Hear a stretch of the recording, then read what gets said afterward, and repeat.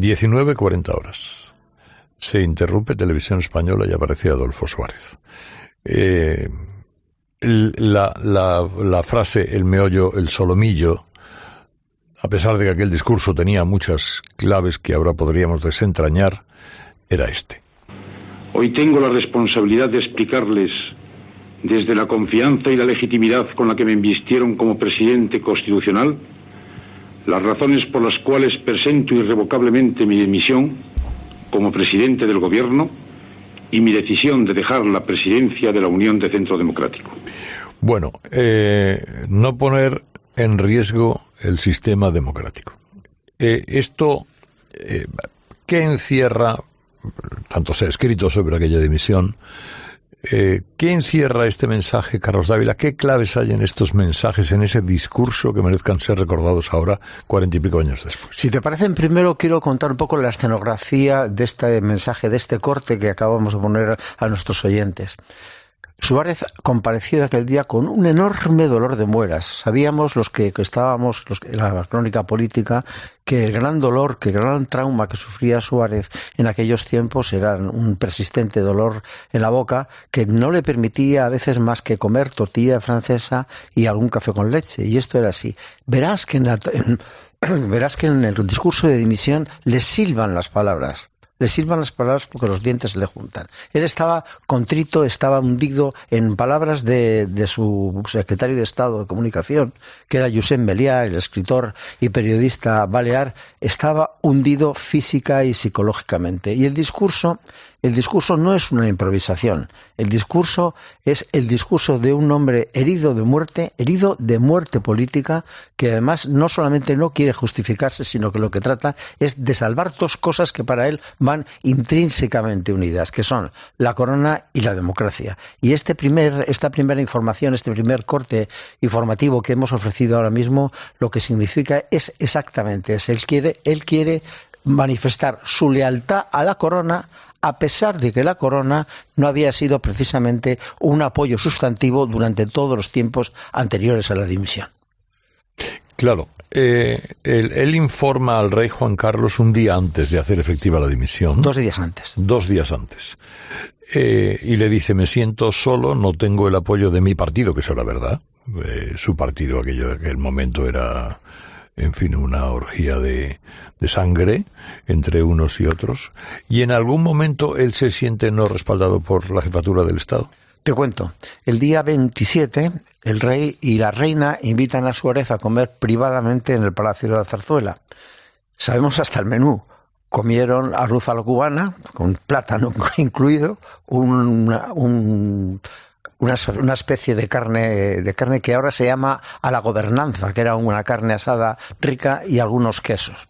El transcurso del almuerzo, pues yo me imagino que hablaron de todo y a la salida le dijo el rey, ¿qué es eso tan importante, Adolfo, que me tienes que contar? Subieron al piso de arriba, donde estaba el despacho del rey, y le dijo que vengo a dimitir.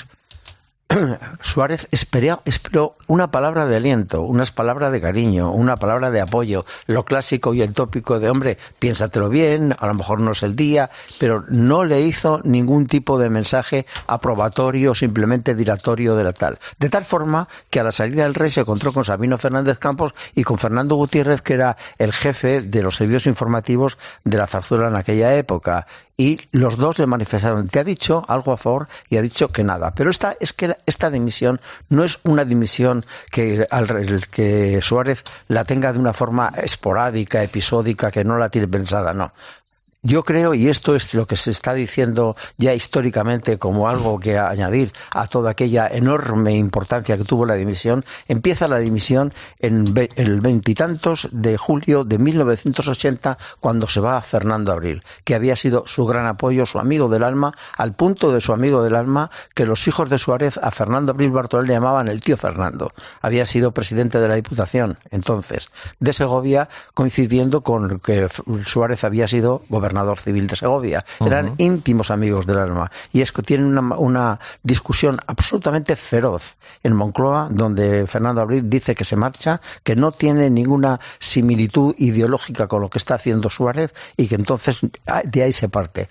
en aquel momento, Suárez trata a Fernando Abril como luego, curiosamente, el rey hemos contado que le trató él, con enorme distancia. Luego ya, al fin de sus días, cuando Suárez tiene un Alzheimer absolutamente invalidante, Fernando Abril se repone de su enemistad, entre comillas, y aparece en casa de Suárez y se dan un abrazo que es absolutamente de reconciliación, de reposición. Pero ahí empieza la dimisión. Y empieza la dimisión unos días antes, mira, esto es una nota muy personal, unos días antes en el Salón de los Pasos Perdidos del Congreso de los Diputados estábamos Pepe Oneto, desgraciadamente fallecido, José Virgilio Colchero, que era el corresponsal político del grupo de Editorial Católica, del Ya, y yo mismo.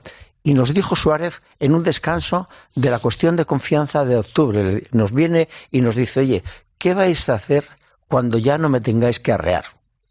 Claro. Aquella fue una frase que era premonitoria, era una frase que nosotros no metabolizamos suficientemente, pero nos estaba explicando que se estaba marchando ya. Claro, él utiliza en aquel discurso una expresión que quiero que escuchemos ahora, que me gustaría conocer las claves que encierra. Pero como frecuentemente ocurre en la historia, la continuidad de una obra exige un cambio de personas. Y yo no quiero que el sistema democrático de convivencia sea una vez más un paréntesis en la historia de España. Bueno, un paréntesis en la historia de España. Bueno, esta es clave. Esta es clave. Esto explica todos los movimientos que hay anteriormente. A los 2 días hubo un golpe de Estado. Efectivamente, acuérdate del golpe de timón de Tarradellas, acuérdate de los movimientos, no se sabe exactamente con qué amplitud que tiene el Partido Socialista. Sí te diré una cosa que me contó luego Gustavo Pérez Pus. Tú recordarás que este director teatral, realizador muy importante de televisión, de todos los discursos de Suárez, incluso el último, era íntimo amigo de Suárez, de los tiempos, fíjate, de los tiempos del SEU, del Sindicato Español Universitario. Uh-huh. Y a mí, Gustavo Pérez Pus me dijo, este hombre está tan herido porque dice que le vota a la gente, pero luego le destruyen personalmente en los restaurantes. Y es así. Hay una absolutamente conmoción general en España, donde todos los medios informativos, la mayoría de los medios informativos, la banca, las instituciones más importantes están rodeándole. Y el rey, y Josep Meliá, que antes le hemos mencionado y le quiero mencionar otra vez, llega un momento y le dice, Suárez dimitió para evitar que el rey interviniera en una crisis en la que todo el mundo le pedía que interviniera. Fijaos el parangón, la comparación que puede haber ahora. Hay muchísima gente, a mi juicio de forma equivocada, que ahora mismo lo que le dicen al rey, que por qué no interviene en este problema, en esta crisis que estamos teniendo ahora. Ha habido un movimiento a esto y el rey se está resistiendo, y el rey, sin embargo, entonces, el rey se resistió de aquella forma. Y entonces aquello lo que fue es una idea más de que Suárez tenía los días contados. Él tenía además, y esto es muy importante, tiene una relación muy fluida con el jefe de la oposición, con Felipe González anteriormente. Me dicen de la Zarzuela de entonces y de la Moncloa que se veían con una cierta frecuencia y dejaron de verse. Y un día, según también me contaron, me lo contó también Gustavo, un día en el Salón de los Pasos Perdidos, otra vez mencionado, en el Salón de los Pasos Perdidos, Felipe González y Suárez se encuentran. Y Suárez le pregunta, oye, cuéntame qué es esto de la intervención de gente tuya que seguro que no has autorizado, está haciendo con los militares, está interviniendo con los militares y tal.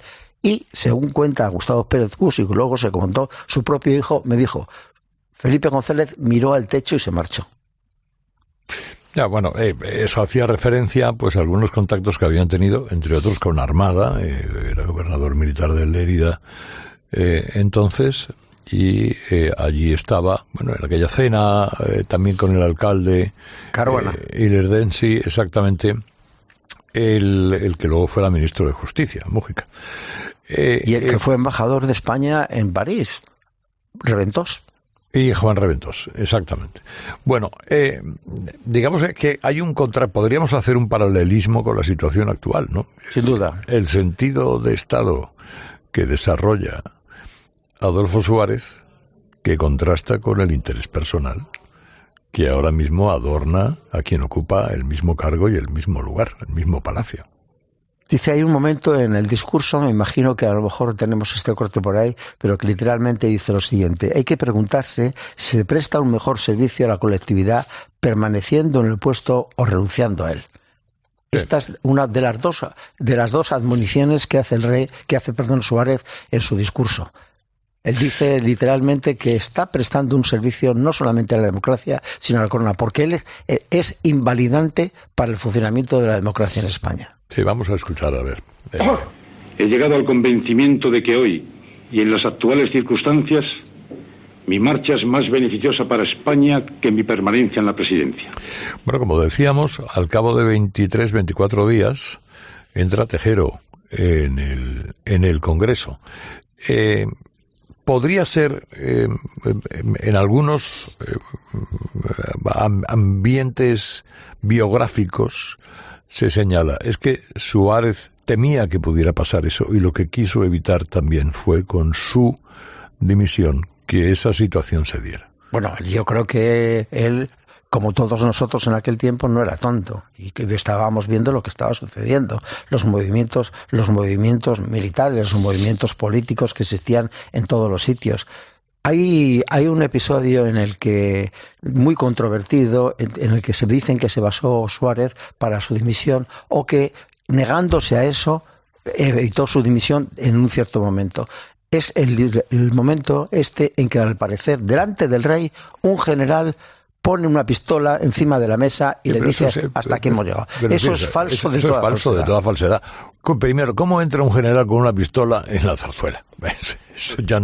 Eso no es así. Y sin segundo, embargo, conociendo a Suárez. Con lo chulo que era, el chuletón de Ávila. Vamos, le pone un militar una pistola a Suárez en la mesa y coge Suárez la pistola y la tira por la ventana. Tú fíjate, y el tío no dura un solo segundo más vestido de militar. Tan cierto es como lo que tú dices, que en un cierto momento, anteriormente, en el año 80, hay un general que había tenido algún tipo de episodio de pro-golpismo, que se llamaba el general Atares, que llegado un momento no le saluda a Suárez en una parada militar. Y le mandó a cuadrarse. Sí, y le dice, cuádrese. Y el otro no se cuadra y le dice, ¿sabes por qué le voy a decir una cosa? Que usted no se cuadra, pero no sabe por qué. Porque los militares no tienen por qué cuadrarse nunca ante un personaje civil. Este era el chuletón de Ávila. Era un personaje absolutamente incontrovertible desde ese punto de vista. Pero la mejor explicación es el guiño real. Yo creo que el guiño real es el momento en que Suárez ve que la lealtad del rey no es absolutamente de vuelta, y entonces decide dimitir. Y decide dimitir no porque le hayan presionado de una forma, sino por evitar, fundamentalmente, que todos los que están presionando al rey, efectivamente un parangón con lo del mismo de ahora, que todos los que están presionando al rey consigan que el rey intervenga en aquella crisis. Esto es básico. Bueno, qué diferencia de tiempos, ¿verdad, Ignacio? Antonio. Sí, yo cuando has puesto la voz de Adolfo, pues no puedo evitar sentir una especie de escalofrío, que no tiene que ver, aunque también, lógicamente, con la memoria personal, sino con la dimensión del personaje. A mí me recuerda, cada vez que pienso en Suárez, me acuerdo de las palabras del Marco Antonio de Shakespeare, de ¿cuándo tendréis otro como él? Este era un César, ¿cuándo tendréis otro como él? El liderazgo de Suárez era extraordinario. Es verdad que en los últimos meses, el último año, se le fue todo de las manos. Eso provocó que el rey lo distanciara, que el rey se distanciara militar. Es decir, el último año fue pavoroso, porque su propio partido lo dejó abandonado y la gobernanza del país se le escapaba de las manos a ojos vistas. Pero no es que le abandonara, perdona Ignacio, no es que le abandonara, es que fue contra él. Fueron contra él, el congreso aquel de Palma. Activamente contra él. Aquel terrible La pregunta, congreso. Carlos, es cuándo, Suárez es una apuesta personal del rey Juan Carlos. Sí. Apuesta personal, contra todo pronóstico. Sí. Torcuato diciendo, estoy en condiciones, Torcuato Fernández Miranda, de ofrecerle al rey lo que el rey me ha pedido, aquella terna, donde estaba Suárez, para el presidente del gobierno. Siendo esa apuesta, y además habían tenido conversaciones y buena relación personal antes de... ¿Cuándo se produce el punto de quiebra en la confianza entre el rey y Suárez? Te lo he contado, en julio del 80, cuando se va Fernando Abril, no, pero digo el rey. El rey... ¿En qué momento el rey, como dices tú, no solamente corta relación con Suárez, sino que va contra Suárez? El rey es víctima, lo digo no sé si entre comillas o no, yo creo que hay que despejar las comillas en este caso, es víctima del acoso y derribo de que está sucediendo contra Suárez. Es decir, a mí me decía Sabino Fernández Campos, dice, aquí no es que venga la gente a hablar con el rey, es que hay excursiones.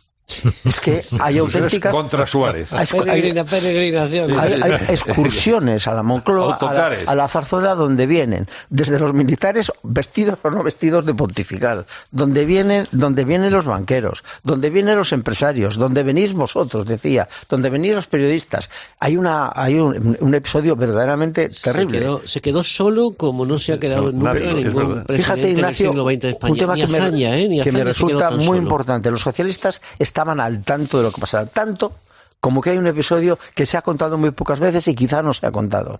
En el mes de noviembre aparece por España Helmut Schmidt, que es el canciller de la República Federal Alemana entonces, y viene aquí... Y padrino de Felipe González. Y padrino de Felipe González. González. A España en tantas cosas. Sí. Y se va a ver a Suárez y le dice, oye, Adolfo, hay un complot contra ti. Hay un complot contra ti que se está intentando formular dentro de la Internacional Socialista y que está perfectamente articulado. Helmut Schmidt le avisa 2 meses antes del golpe de Estado, le avisa a Suárez y a continuación se va a una recepción pequeñita que hay en la embajada alemana, donde estamos algunos cuantos. Y nos dice, le he dicho a Suárez que tiene, en una expresión alemana que hay que traducir así, que tiene el culo que le está ardiendo. Frase textual que traducido del alemán de otra forma, que tiene el culo que le está ardiendo. Y eso es lo que Suárez se da cuenta también que le están horadando la tierra también desde abajo, desde del Partido Socialista. Bueno, pues es lo que hemos recordado esta mañana en nuestra sección Queridos Niños. Que recuerden que hubo un presidente del gobierno en España que dimitió, de una estatura, de una envergadura política que claro, crece con los años. Te puedo decir como colofón una frase del rey donde significa hasta qué punto no es que interviene, pero había perdido la confianza. A ver. Dice, no se puede cambiar a Suárez, pero Suárez tiene que cambiar. No se puede cambiar a Suárez, pero Suárez tiene que cambiar. Es decir, yo no puedo echar a Suárez, pero Suárez tiene que cambiar porque si no, no vamos a ninguna parte. Y todavía, después de todo esto, le quedó el gran gesto de dignidad con el que pasa la historia, es quedarse en el asiento cuando empiezan a sonar los tiros en el Congreso. Sobre el de quedarse en el suelto tengo otra información. A mí un ministro muy cercano, Rafael Arias, me dijo en un cierto momento, hace años, lo siguiente. Yo le pregunté, oye, Rafa, en el caso, cuando el golpe de Estado, cuando llega Tejero y él se queda hierático, de pie, sentado en su escaño, Suárez pensó en contravenir su propia opinión y congelar la dimisión, y me dijo Rafa Arias, en un cierto momento y conceptualmente sí. Ketty, para cerrar esto, ciérralo tú. Pues fíjate, estabas hablando de lo diferentes que son los tiempos. Lo ha dicho de soslayo Carlos, muy inteligentemente. El papel del rey, ¿no? Que en ese momento fue determinante, fue quien da la puntilla, y ha hablado del papel que hoy en día algunas voces le atribuyen a Felipe VI en defensa del Estado de Derecho, de la constitucionalidad, del cumplimiento de la Constitución. Que yo creo que en ocasiones lo que hacen es cuestionar precisamente la figura del monarca. Pero es verdad que todo esto que nos contaba tan brillantemente Carlos merece una reflexión sobre cómo ha ido involucionando el papel que le confiere constitucionalmente la Constitución al jefe del Estado, que es el de árbitro.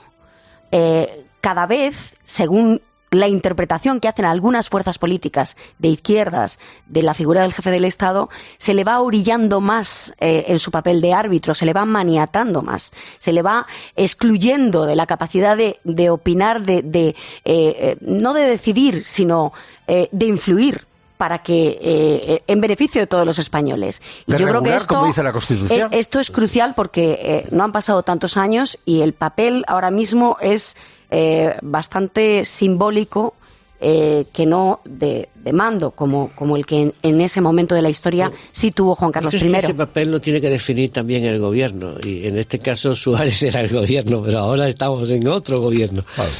Sí, pero lo dice la Constitución, no lo dice el gobierno. Quien le confiere ese papel de árbitro pero lo define es la Constitución española. El gobierno a través del refrendo. Claro, el mismo gobierno que se salta la Constitución española con la ley de amnistía. Bueno, ahora son y 25. Gracias, Dávila. Fuerte abrazo, hasta mañana.